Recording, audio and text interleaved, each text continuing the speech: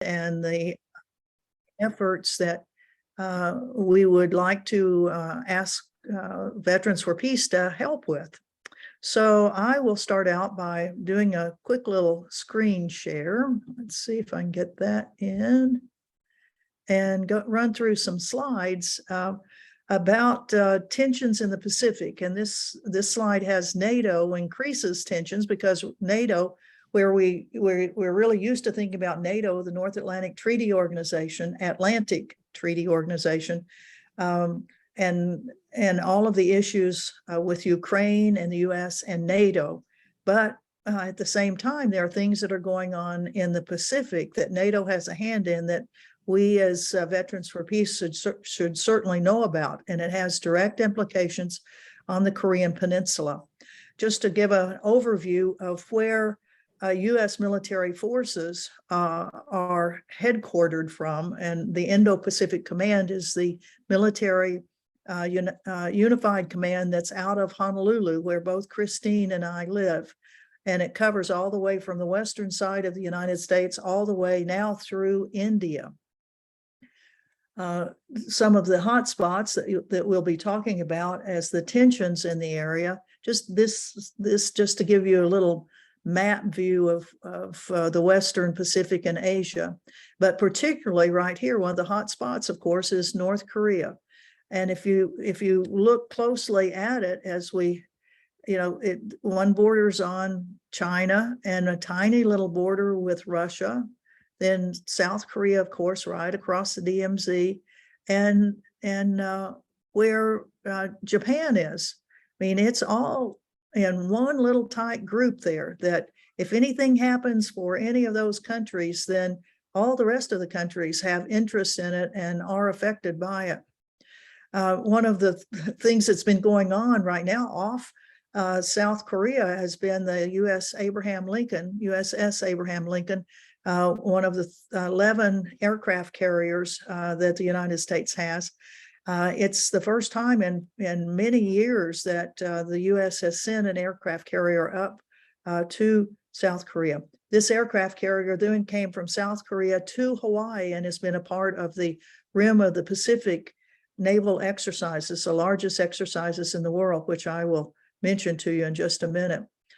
From North Korea, one of the great concerns is not only nuclear weapons, and also missiles. And there's been a great number of missiles that have been launched.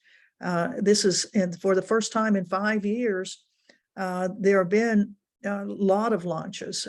During the Trump administration, interestingly, with Trump actually meeting with Kim Jong-un 3 different times, and with calling a cessation of military exercises in South Korea, the North Koreans did not launch any missiles during that time, and then have not exploded any nuclear weapons. But the Biden administration has not followed through with the cessation of military exercises, and has increased the number of U.S. military ships that are in the South China Sea and up around Korea.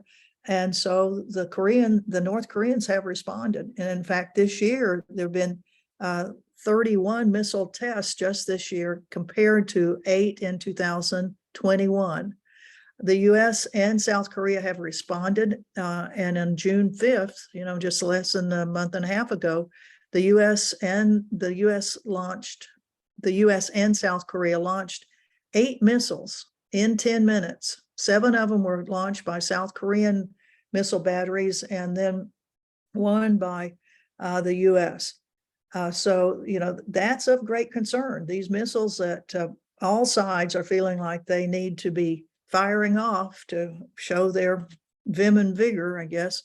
And as I mentioned, the South Korean Americans have had ships in international waters off Okinawa and have had a whole series of military exercise, anti-ship exercises, anti-submarine maritime interdiction.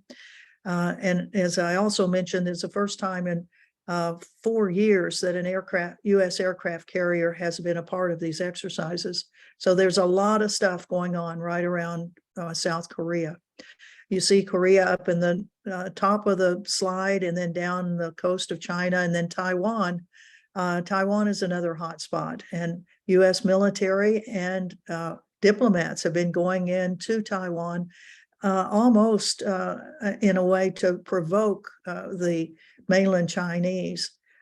In the 45 years that there's been a one China policy, the U.S. has kind of tempered down much of the diplomatic efforts, but they have always had military programs, military equipment programs. And in fact, it's just been announced that a military sale of $103 million has gone through.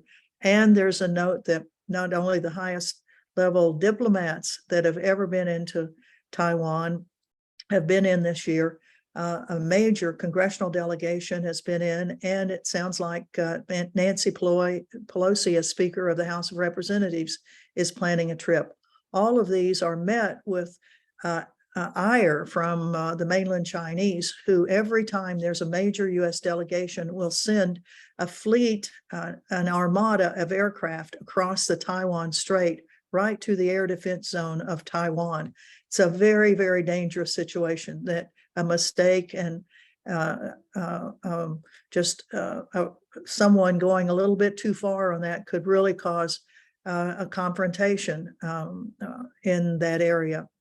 Looking at the South China Sea, the United States for the last 10 years really has been having freedom of navigation armadas that have been sailing through the contested areas, the islands that are claimed by Vietnam, Philippines, by China, and mentioning that the Chinese have taken some very small atolls, 9 of them, and have created military bases on those. Those are the only military bases they have outside the mainland of China, with the exception of their military base in Djibouti in the Horn of Africa, whereas the United States has over 800 bases outside the United States, to include, I believe it's 120 in Japan and 78 in South Korea alone. Another hotspot that we know nothing about generally is out in the more in the middle part of the Pacific, South Pacific, the Solomon Islands. The Solomon Islands have signed a security agreement with mainland China, not for military, but more for assistance on disaster and things like that. Well, that has caused a real turmoil in the U.S. State Department, and now we've had the highest level of diplomats to go out in the Solomon Islands, Samoa, Fiji, and Vice President Harris has now said the U.S. will now have embassies in these small island nations that we haven't had before, because the U.S. wants to counter the presence of the Chinese, who are doing what the United States has been doing for these many decades. And just another view of part of the Pacific that we really don't see a lot of on our maps. And what is happening in there? The U.S. military bases in Guam and the Northern Marianas are expanding rapidly.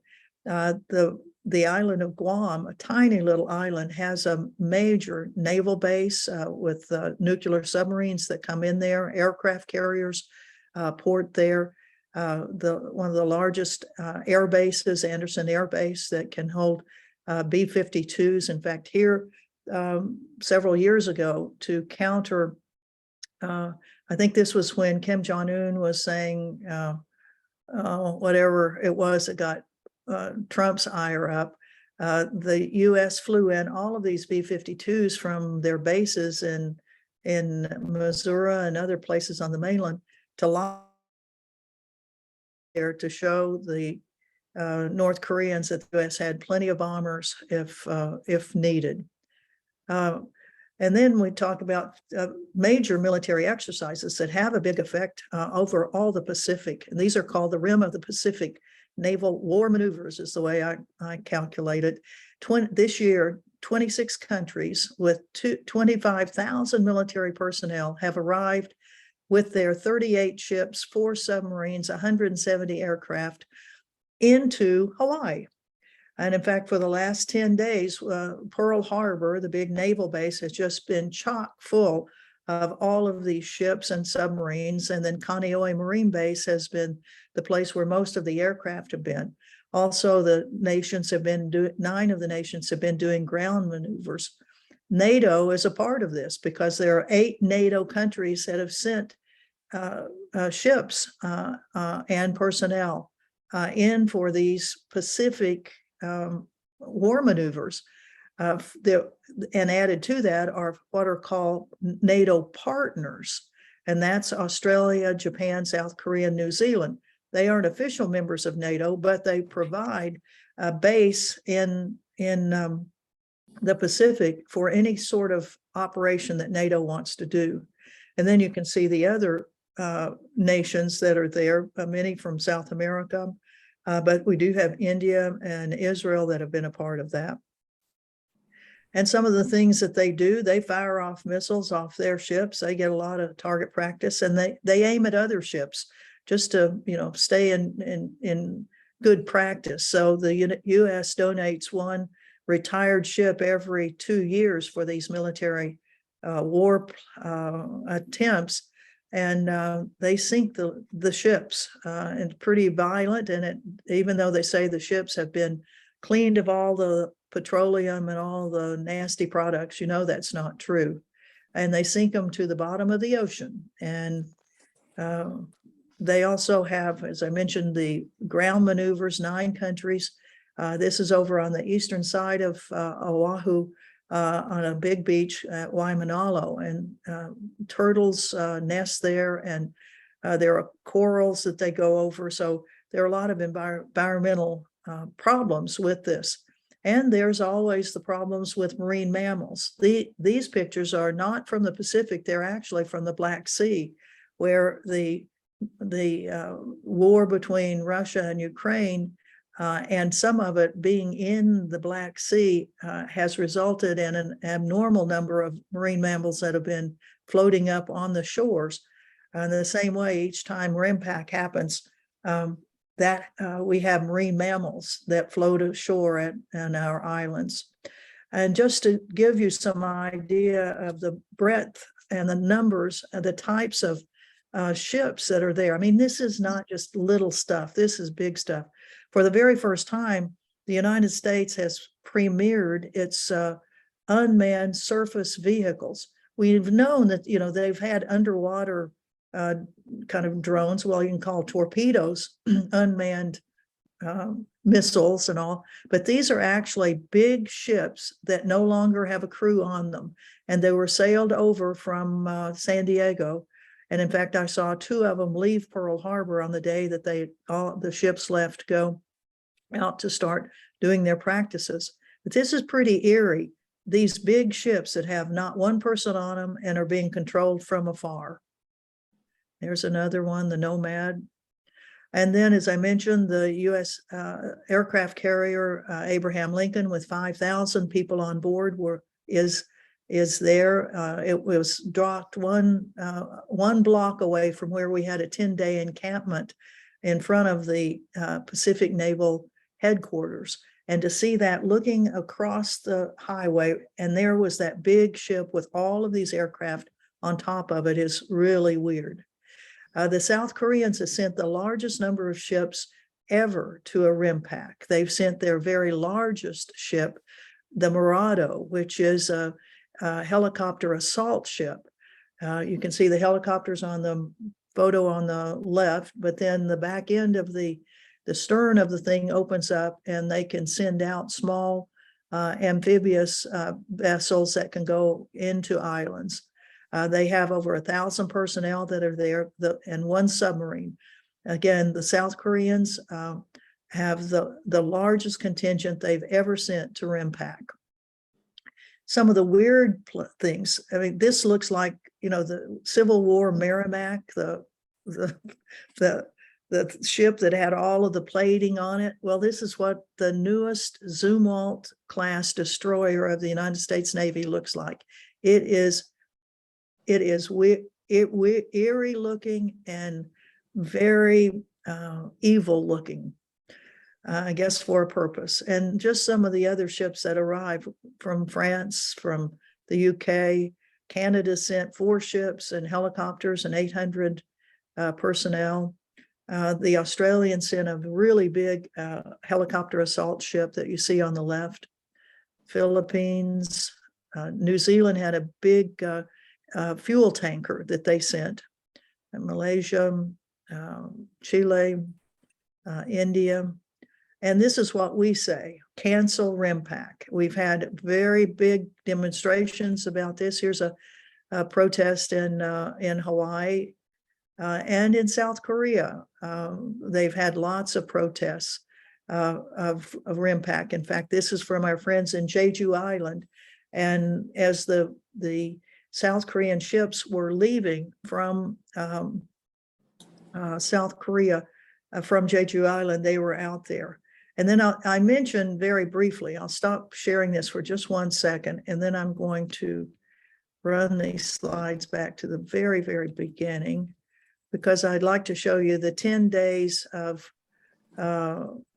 protests that we had at the naval base, the main naval base in Honolulu, because of RIMPAC, and also because of, okay, let's see now. Let's see, I'll share the screen again, and let's see with that one. Actually, I didn't go back far enough. Okay, for 10 days, we had what was an anahula, which is Hawaiian word for 10 days, but anahula at the koa. And the koa is the, let's see, let me just see if I can play from current slide. Okay, the koa is this altar that was constructed by Native Hawaiians with what's called a kia, a totem that's on the top of it. And it's been there since December. It's been destroyed one time, and the Navy was very, very upset that somebody came and destroyed it, because they knew how important this was.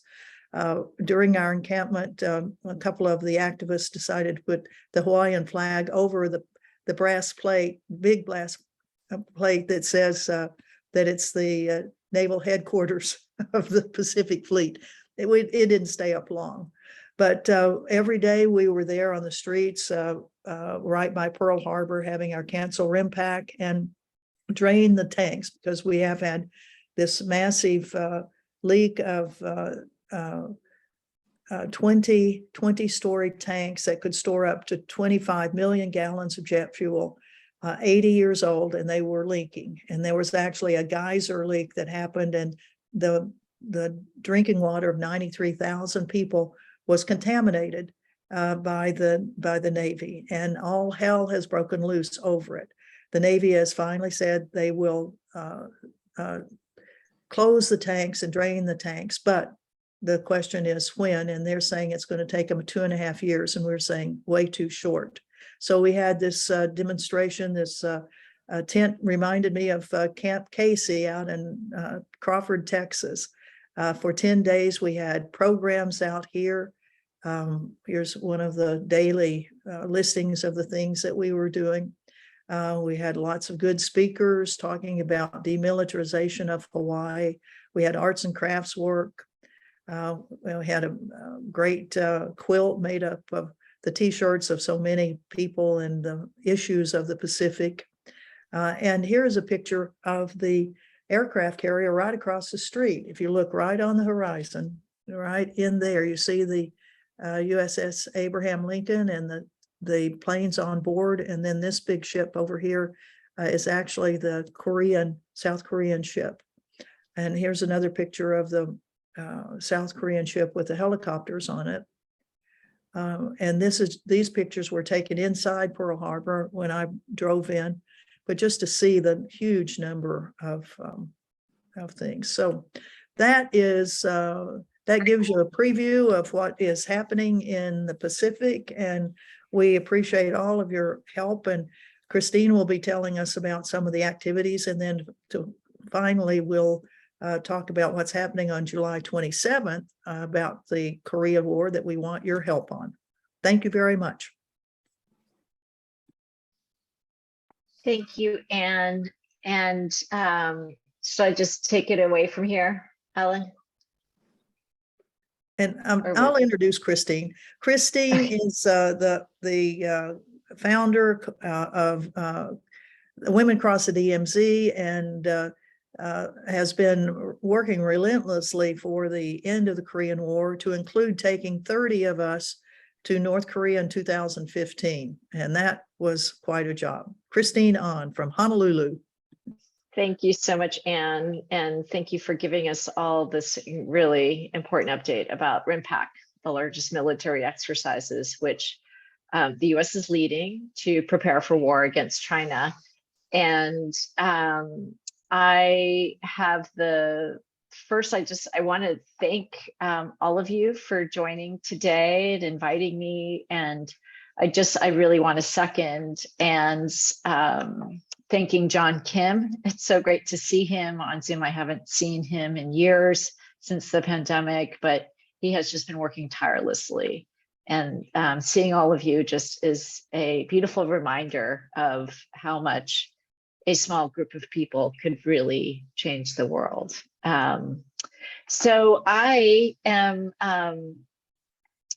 always get really emotional when I talk to the Vets for Peace people, because I feel like you guys are kind of family, and you've been really with us on this journey to bring an end to the Korean War, which is, as we know, America's oldest war.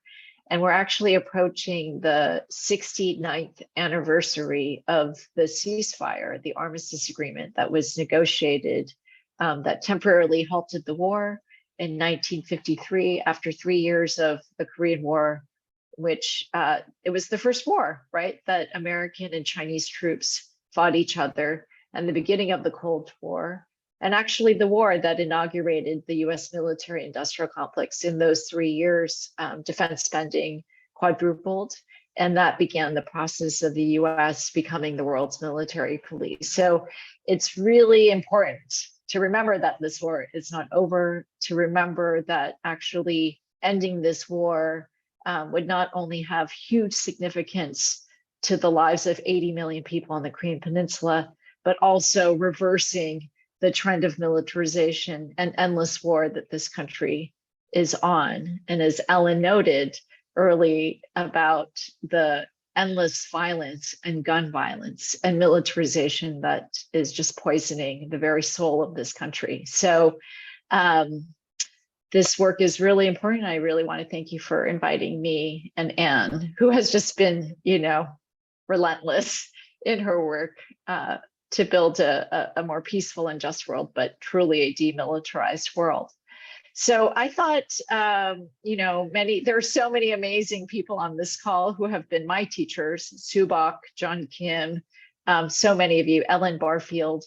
I feel kind of like I don't really need to go over much of that, but I know many of you are also new to this issue. So I just thought I would quickly walk us through what has been happening, what is happening on the peninsula, and what do we need to do as a peace movement, especially a grassroots people-led movement, to bring a closure to this war. So I just jotted down some notes to help guide some of my thinking. So let's start with President Biden. So we know that before he was elected, he had written an op-ed that was published in South Korea's newspaper, Yonhap News. And in that op-ed, it was really to try to mobilize Korean Americans who read a lot of Korean language papers. But he said he promised to, quote, engage in principled diplomacy and keep pressing toward a denuclearized North Korea and unified Korean Peninsula while working to reunite Korean Americans separated from loved ones in North Korea for decades, end quote. Well, sadly, the Biden administration has failed to advance these Korea policy goals. In fact, he has continued the Trump administration's maximum pressure policies, and worse, his administration's lack of engagement has resulted in North Korea ending its 5-year self-imposed moratorium on long-range missile and nuclear testing. To further complicate matters, South Korea just narrowly, I think by 200,000 votes, elected a right-wing president, President Yoon Suk-yeol, who has vowed to take a harder line against North Korea. Although he promised to strengthen North Korea's economy in exchange for denuclearization, he's also said he won't lift sanctions or negotiate a peace agreement until basically North Korea denuclearizes. So he has called actually also for the return of US nuclear assets to the peninsula. Many of you may not know that the nuclear crisis was not started by North Korea, it was actually by the US, who threatened during the Korean War to use nuclear weapons against North Korea, but also secretly brought nuclear weapons into South Korea up until George Bush Sr. And so he's also called for South Korea to take a harsher, more hawkish stance against China. So, many say, well, gosh, didn't Trump meet with Kim? And wasn't there some historic summits just a few years ago? And in fact, that is true. In 2018, during the Trump administration, President Trump met with Kim Jong-un. And yes, it was all about Trump's symmetry and his own ego. But the result is that it actually led to some concrete progress. And at the same time, concurrently, Moon Jae-in, who was the South Korean president, met with the North Korean leader. And as a result of these summits actually led to some very concrete policy shifts. One was that they had the two Koreas demined portions of the DMZ. There was a reunion of separated families. The North and South did create a joint liaison office in Kaesong. North Korea dismantled Dongcheong-ri, which is a rocket launch site, and Punggye-ri, a nuclear test site. They also released all the detained Americans, and they repatriated 55 boxes of US servicemen remains. And as I mentioned earlier, they had imposed on themselves a long-range missile and nuclear test, which sadly has come to an end this year. Well, why did the talks fail? Well, they failed because the US continues to condition peace on North Korea's denuclearization. And North Korea has repeatedly stated that it is pursuing nuclear weapons in response to the US's hostile policy and nuclear threat. So attempting to force North Korea to give up its nuclear weapons before offering peace will never work. It hasn't worked.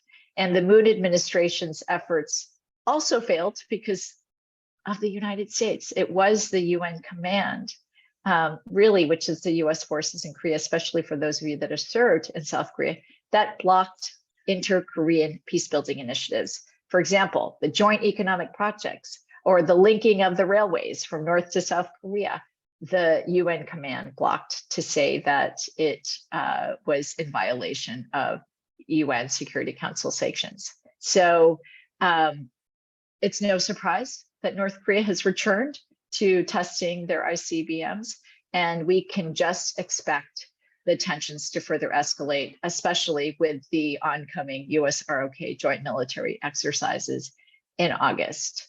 So back to Biden, all we're hearing from the White House is that they're willing to meet with the North Korean officials anytime, anywhere, but they have not made any substantive changes to their hostile policy.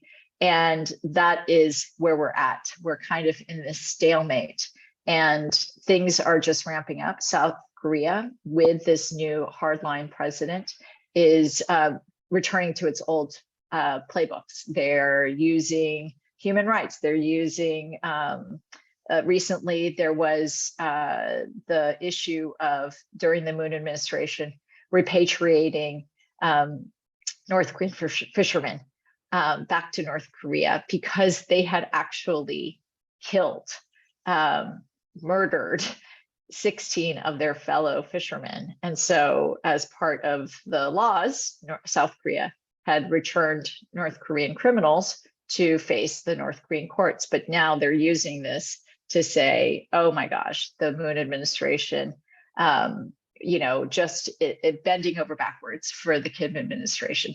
So we can probably expect more of that to happen.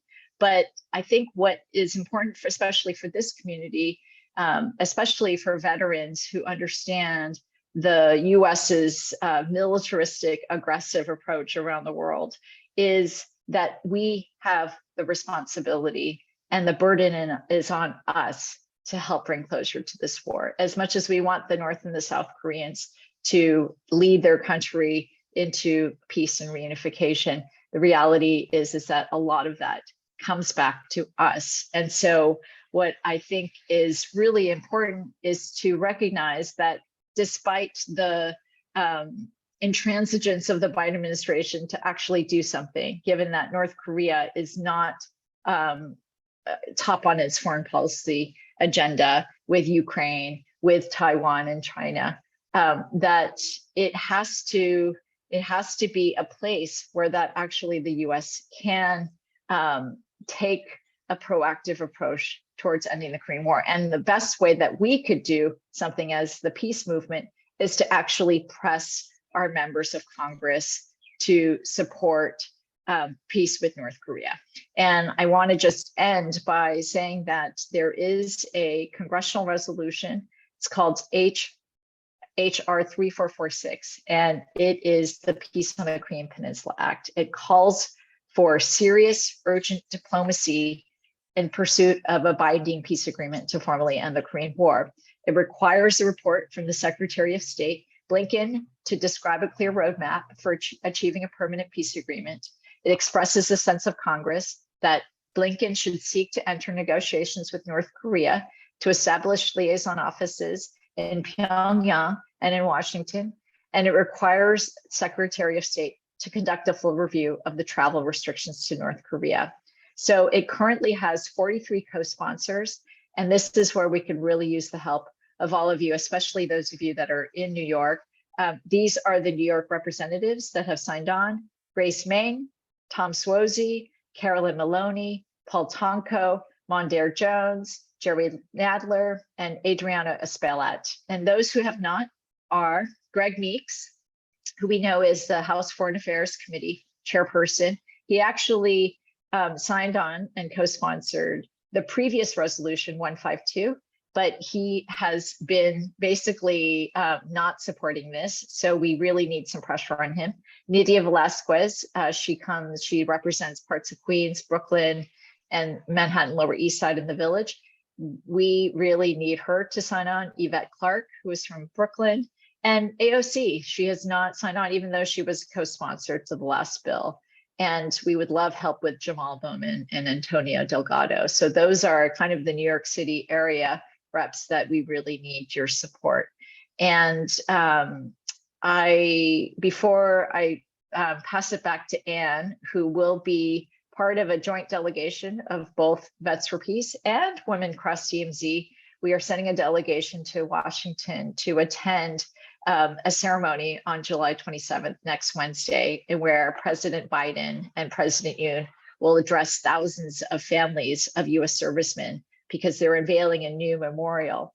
And so we're planning to hold a vigil and to hold a protest at the White House, and then gather that evening at Busboys and Poet, where we will screen a documentary film, which I understand Vets for Peace will share nationally at their conference this August, by Deanne Borchelin, which documents our DMZ crossing in 2015 and the work of peace building. But I thought I would just end with a quick little video that we had made from the Korea Peace Now campaign. It's I wanted to share it because it actually includes veterans from the Korean War who are calling for peace, who are calling for an end to the war. And so I think I'm going to end with that little video. And so if I could share my screen, I don't know if, let's see. You should be able to. I made you a co-host. Okay, thanks, Ellen. It's not really letting me do it. So share screen. Okay, here we go. Video. I don't know if I can see, for some reason I can't. Why don't I drop the link to the, let's see if I could share this. If you put the link in the chat, I will share it. Okay, great. Okay, hang on 1 second. Let me just, I'll copy the link. And it's, I don't know how, I can't seem to find the website version. So it's from our Twitter handle, but it's a really nice video that features some of our Korea Peace champions. So I'll leave it at that.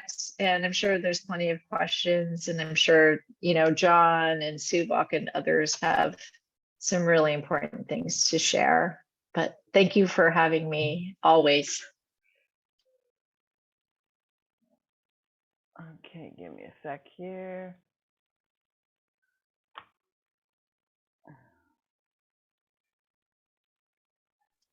As you get that ready, Ellen, I just wanted to say I'm a little out of it because we're having this concert in LA. It's the LA Korean Musicians Association. So they reached out to us this spring that they're having a peace concert and that they would like it, the benefit and the proceeds to go to Women Crossing Sea. So we've been working with them.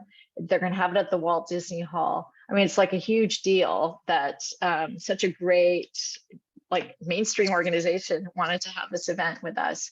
Well, recently they've been contacted by some fellows, one guy named Lawrence Peck, who has been red baiting Women Cross DMZ and actually Korean Americans that have been working for peace, and urging them not to do this concert and benefit Women Cross DMZ. I mean, it is just like so maddening that we still have to face this. So we were on a call just before I joined this meeting, so I'm a little bit out of it, but I have to say there was this like beautiful moment because myself and Ayoung, who is our board member, who was born actually in North Korea before the country was divided, and then Deanne, who's the filmmaker who, you know, previously did another film about Korean Americans who were born and whose families were from North Korea and have gone back to North Korea and their experience being red baited. And it was just a really beautiful moment to kind of see, you know, we're kind of seasoned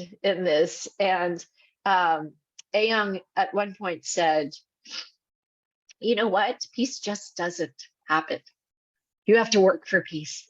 And I just really love that. And I really love all of you for having served in the US military and gone around the world and, you know, thought you were doing something to defend democracy and freedom, and knowing some of the horrors that we've been involved in and waging. So I just, yeah, it was really hard to take that call and to transition to this, but I'm just so happy to be with all of you who are working for a better country and world. Well, thank you, Christine. And nobody would have noticed that you were not completely all here with us. So I have this queued up here.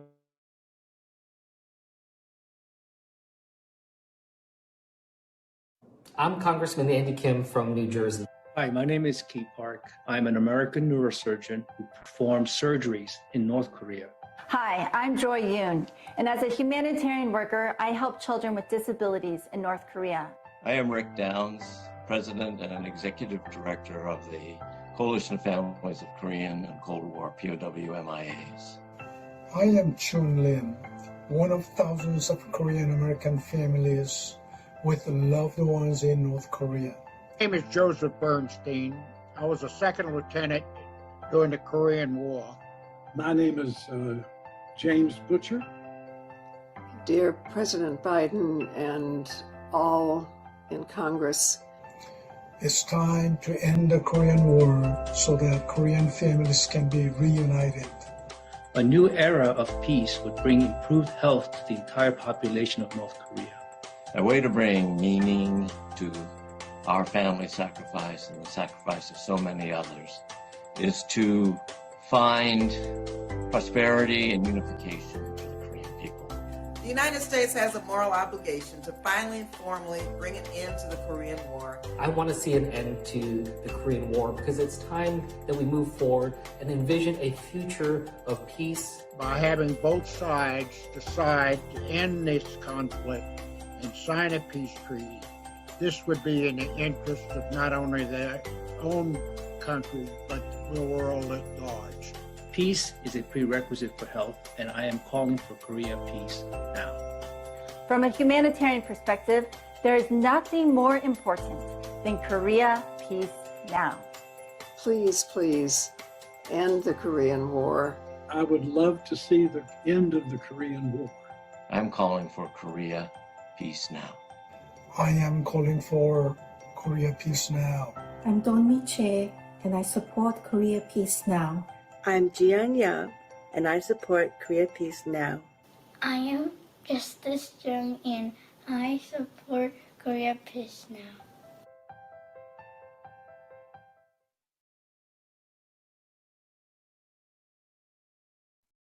Thank you for sharing that. I know it was a little bit delayed, but I think you get the message. that was really lovely. That's So- beautiful. Wow. Wow. And let me just finish by saying that on next Wednesday, July 27th, there are about 10 of us who have been able to get tickets to actually go to the dedication of the newest aspect of the Korean War Memorial, which is a wall of remembrance, similar to the names like that were on the Vietnam Wall. They have now put the names of Americans and Katusa, the Korean Americans that fought with the Americans, on a wall, which is going to be dedicated at 9 a.m. on the 27th. Ellen and John and I and members of Women Cross DMZ are going to be at that dedication. And then from 2 to 5, we're going to have what would you call it, a rally, or we're going to be in front of the White House handing out literature about the need to end the Korean War. And then at 7 o'clock, we'll go over to Brookland, Busboys and Poets, and we'll have the showing of Crossings, the movie about, well, the history of the Korean War, and then our trip, Women Cross the DMZ in 2015. So it'll be a jam-packed day, and if any of you all from New York can come down to any part of it, we would love to have you. And John, we thank you for all of your work and making the arrangements for this. Thank you, and have a great meeting. Wait, no, I think we need to, give people a second here, because I bet we have some questions. So that was an incredible presentation, and it was jam-packed with a lot of information. So I see Tarek has a hand up, so go ahead, Tarek.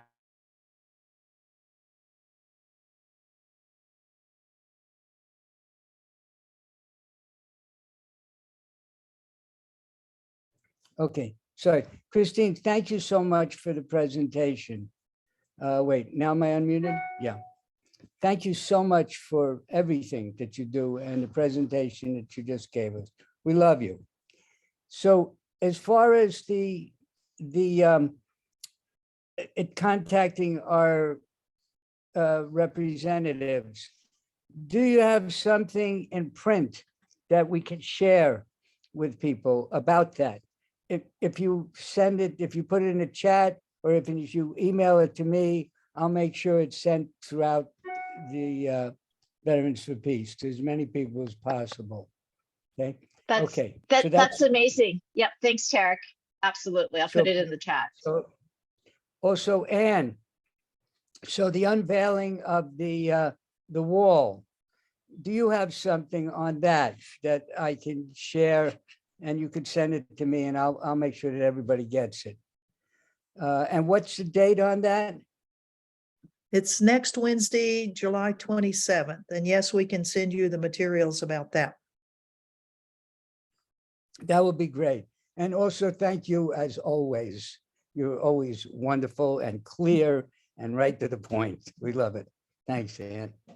Thank you. Okay, so John Kim has a...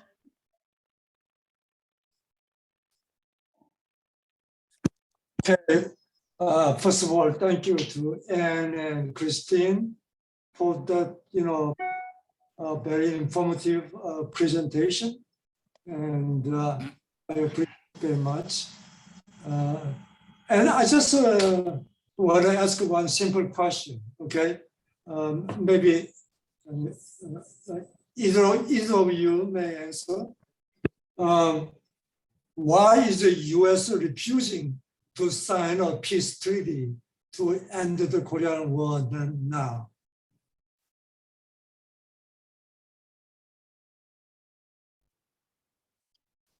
Go ahead, Christine. Well, I'm really curious what John has to say about it. And I would say that they want to maintain U.S. military presence in South Korea as part of its maintaining its hegemony in the Asia Pacific. And South Korea, obviously, we have 30,000 U.S. troops on 80 bases and installations. The largest U.S. overseas military base is in Pyeongtaek, Camp Humphreys, just several miles south of Seoul. And so it really serves to maintain conflict, and not just in terms of advancing U.S. Geopolitical, military, economic interests, but I think it is also a huge boon to the military industrial complex, the weapons manufacturers, to continuously arm and produce and, install THAAD missile defense systems in Seongju in South Korea to not just project power against North Korea, but also surveil China. So I think it serves multiple functions, but I guess the short answer is to maintain its military and economic hegemony in the region. That's quite correct. I'll give a plus. Okay. Just one thing to add to your presentation. It's important to understand that the commander of U.S. forces in Korea, in South Korea today, still controlled the Korean military during any military conflict that may happen in the future. That's why, even though the North Korean, South Korean leaders, issued a joint declaration to end the Korean War with a peace agreement, they cannot do that without the US government participating in this peace agreement, because it controlled the South Korean military. And that's the dilemma that we have to overcome, I think. So either US have to join in the peace treaty, or the US has to give up its control of the South Korean military. And US doesn't want to give up its hegemony, its control over South Korea. And that's another reason. And I just want to say one more thing about the Korea Peace Campaign that we are doing as part of the project of the Veterans of Peace. This year, as you know, we have several veterans of the Korean War who are also members of the Veterans for Peace, have drafted a letter to President Biden asking him to end the Korean War with a peace agreement by next year, which marks the 70th anniversary of signing the military armies agreement in Korea. And now we are asking additional members of the veterans of the Korean War to join this letter, endorse this letter. So if anybody who are watching today's video and who are members of the, veteran members of the Korean War, please, or who served in South Korea in the post, armistice period, please contact Korea Peace Campaign so that we can add your name to this letter. Or if you know any veteran of the Korean War in your city or town, please let them contact us at the KPC at veteransforpeace.org. I would appreciate your help in this matter. Thank you. And maybe, John, you could put that email into the chat. Okay, Would be great. chat Thank box, you. okay. Yeah. Okay, I noticed there's a couple of questions in the chat. Anne has answered the question about New Zealand in the chat, but everybody should go read that. It's informative. And Sherry Morin is asking if there's any kind of virtual link to the two events you're talking about, the dedication and the busboy event. I think Anne sent the link about the memorial, and then I posted some point above the, if you look at the Action Network screening, DC, that's the information about the Busboys and Poets event. But I also noted that for those of you in New York, there is actually a screening at the Asian American Film Festival on August 4th. It'll be at the Korea Society or Asia Society, I can't remember, but we'll have that information. Wow. And as soon as I have that, I will send that to, maybe I'll send that to Ellen Barfield. And also send it or to Ellen Bob Davidson, Keilback. I'm not sure. Send it to Bob Keilback, who is our secretary and keeps us all informed about everything. Okay. I might send it to Anne to send it to Bob. But yeah, that will be up in the next day. They just announced all the films. And I would think that perhaps the dedication of the names on the memorial may be on C-SPAN. I haven't checked it to make sure, but you might be able to see it on C-SPAN. And we're not planning on having a virtual thing at Busboys and Poets. We're just going to show it there for the people that come directly there. But as Christine says, it will be shown in the New York City area in early August. Thank you. Okay, and John, I just want to note that Phil Jocelyn put in the chat his email that he was a Korean vet, so make sure that you get that. Are there any other questions? Okay, I really want to thank Anne and Christine for a really informative presentation, and also for having the slides and the video to enhance it. And that video was really very moving. I was almost in tears by the end. Okay, Rachel has her hand up. Just a sec. Go ahead, Rachel. Thank you very much for giving me this opportunity. As I mentioned in the chat box, Japan is a part of RIMPAC, and recent years, NATO nations such as Germany and the UK, as well as Australian military ships are docking at Yokosuka port. Japan has no status forces agreement with those countries. This is totally illegal activities, and the local peace activists are really getting annoyed with this, and they've been struggling where to bring their voices. Do you have any suggestion?